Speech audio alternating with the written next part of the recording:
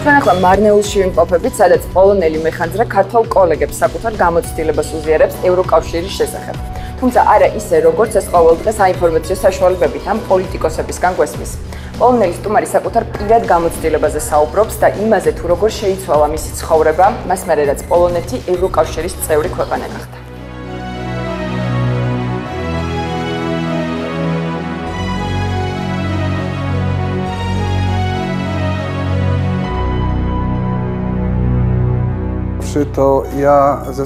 მე მიმაჩნია, რომ ძალიან მნიშვნელოვანია, როცა შენივე პროფესიის ადამიანს ხვდები უცხო ქვეყნიდან. მე მქონია მსგავსი გამოცდილება, მემუშავა საზღვარგარეთო ცხოველ კოლეგებთან. გამეგო მათი გამოცდილების შესახებ. მომეძებნა ევროკავშირის ფონდები. ჩემთვის მნიშვნელოვანი იყო უშუალოდ ამ ფონდების კოორდინატორებთან თანამშრომლობა და ამან ბევრი სარგებელი მოვიტანა. ამიტომ ჩემი აზრით, ისეთი ქვეყნისთვის, როგორიც საქართველოა, მსგავსი გამოცდილების გაზიარება სხვადასხვა სფეროში ძალიან დროული და მნიშვნელოვანია. რადგან მოქალაქეებმა ამ პროფესიის ადამიანებმა უშუალოდ შეიტყონ ევროკავშირის სტანდარტების, ამ სტანდარტებთან დაახლოების გზებისა და სიკეთეების შესახებ. მე არ მქონდა საშუალება ძალიან დეტალურად გამეგო იმ სტანდარტების თაობაზე, რომელიც დღეს საგანგებო სიტუაციების მართვის სფეროში საქართველოში არსებობს. თუმცა მქონდა შესაძლებლობა, რომ მენახა, როგორ გამოიყურება სამაშველო ტექნიკა და აღჭურვილობა თქვენთან რეგიონში. ვერ ვიტყვი, რომ ამ მხრივ სიტუაცია ძალიან კარგია, თქვენ გჭირდებათ გარკვეული პერიოდი, რა თქმა უნდა, ძალიან ბევრია დამოკიდებული სხვადასხვა ფონდებსა და ბიუჯეტზე.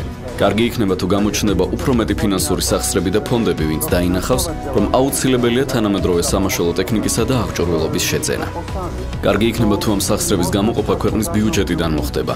ნამდვილად არ ვიქნები სკეპტიკური და არ ვიტყვი, რომ ამ სფეროში ევროპულ დონესთან მისაახლოებლად თქვენ დიდი დრო გჭირდებათ. საჭიროა კონკრეტული ნაბიჯები, რომ რამდენიმე წელიწადში შეძლოთ ევროპული სტანდარტების დაკმაყოფილება.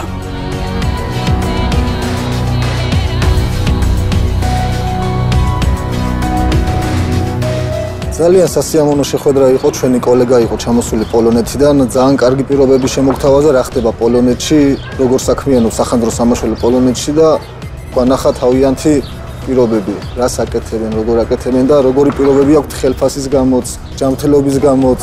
და რავი, ყველაფერს აკეთებს პოლონეთის სახანძრო სამაშველო, ძალიან სასიამოვნო და ნორმალური პირობები ხონდება. ძალიან დიდი სიამოვნებით მოვუსმენთ ყოველთვის ჩვენც ესეთ ადამიანს გამოცდილებას მივიღებთ უფრო დიდ და ძალიან სასიამოვნო იქნებოდა, რომ საქართველოშიც ესეთი პირობები შეგვიქმნას ჩვენმა მთავრობამ, ჩვენმა სამსახურმა და უფრო დიდი დაფასება გვექნება ყოველთვის.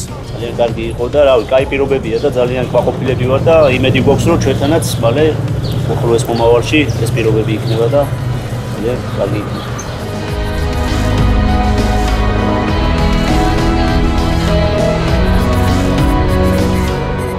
იქიდან გამომდინარე, რომ საქართველომ გააკეთა თავისი ევროპული არჩევანი და ცოტა ხნის წინ ხელი მოეწერა ასოცირების ხელშეკრულებას, ძალიან მნიშვნელოვანი გახდა ამ პროექტის განხორციელება, განსაკუთრებით ქვემო ქართლში და სამცხე-ჯავახეთში, ისეთ საზღვრისპირა რეგიონებში, სადაც ცხოვრობენ ეთნიკური აზერბაიჯანელი და სომხები და მათ ინფორმაციის ნაკლებობა აქვთ, განსაკუთრებით ევროკავშირთან დაკავშირებით. სწორედ ამიტომ პროექტის განხორციელება ამ რეგიონებში ძალიან მნიშვნელოვანია.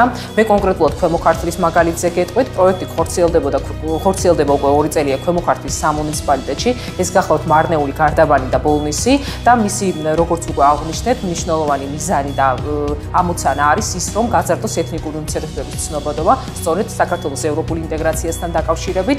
პროექტის მნიშვნელოვანია იმიტომ, რომ ის ემყარება სწორედ პირადი გამოცდილების გაზიარებას, მითებთან დაკავშირებით, რა თქმა უნდა, არსებობდა უარყოფითი მითები, მეტნაკლებად მოვახერხეთ პროექტის ფარგლებში ამ მითების დამსხრევა, თუმცა, რა თქმა უნდა, არ იყო ბოლომდე საკმარისი ზღონის რაც ჩატარდა და ასევე მათ ჰქონდათ სურვილი და გამოთქმის სურვილი, რომ დამატებით საკითხებზე კიდევ ჩატარდეს მსგავსი ღონისძიებები და მსგავსი შეხვედრები სწორედ აი ამ ეთნიკური უმცირესობებით დასახლებულ რეგიონებში და განსაკუთრებით საზღვრისპირა სოფლებში.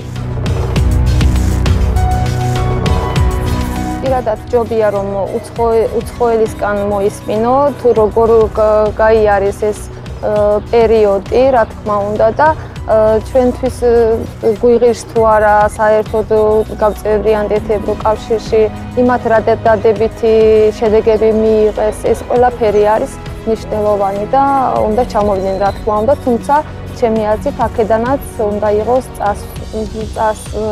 ნაკადების წასვლა ევროკავშირის ქვეყნებში, რომ თვითონ ნახონ როგორი სიტუაციაა და მერე უფრო ჩამოსვლის სამშობლოში გაიგებენ როგორ საჭიროა ევროკავშირში გაწერებიანება.